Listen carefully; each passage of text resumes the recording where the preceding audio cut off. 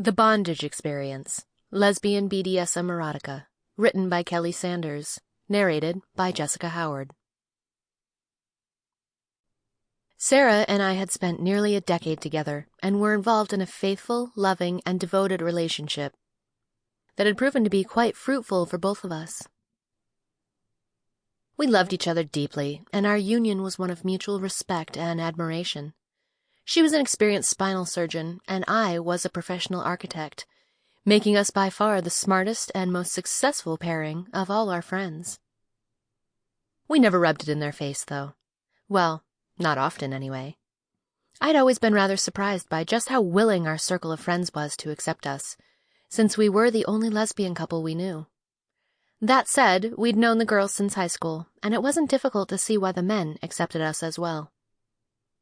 Even at the ripe old age of 36 and 38, respectively, she and I had retained every drop of our youthful good looks, and whenever we got dressed up in our finest clothes and makeup, we could give any 21-year-old a run for their money. Sarah's pixie-cut auburn hair showed off her slender neck and drew attention to her ample, but not overly, large bust. She was so pretty I sometimes had to pinch myself to make sure she hadn't manifested from my dreams. The mere sight of her slightly pouting lips was enough to turn my spine to jelly. And every day when she came home, which was usually later than me due to her shift pattern, we could easily spend half an hour simply kissing in the doorway before she'd even had the chance to take off her coat.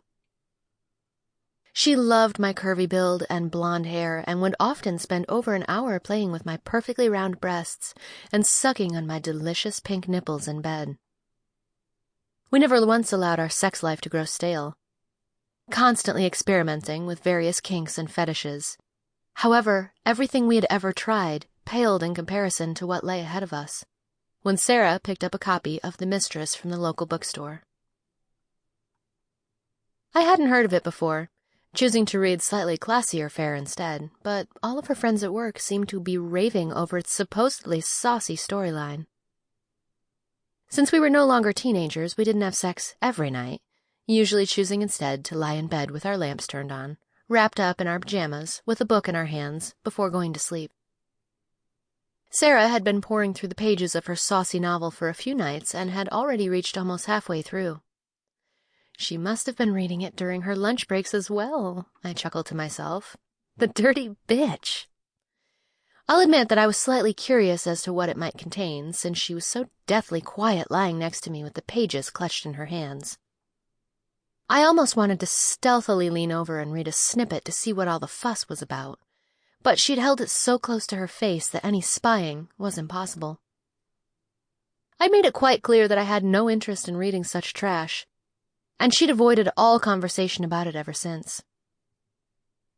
Then, one evening, as she reached roughly 2/3 of the way through the novel, she started to turn to me before burying her nose back between the pages.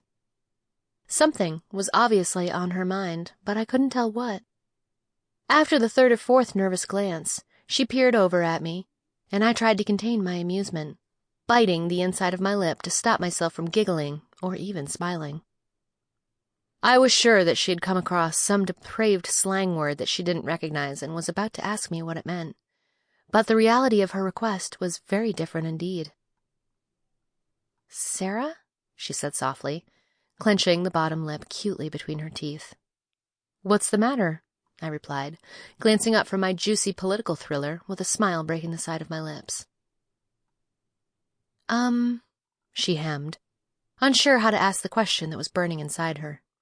I chuckled and waved my hand in a circle, coaxing it out of her mouth. "Come on, spit it out," I said, getting a little impatient with her stalling. We'd shared so many secret fantasies with each other, and even acted out most of them, so the longer she held back, the more frustrated I became. My curiosity had turned into something much stronger, and I was practically foaming at the mouth to discover what lurid details she'd found in the book. I was just about to dismiss her and go back to my own book when she finally blurted it out. "Will you spank me?" she asked in a whimpering voice, almost like I was her master. Suddenly, it all made sense. It was that kind of book, and I instantly knew that our sex lives were about to take something Sample complete. Ready to continue?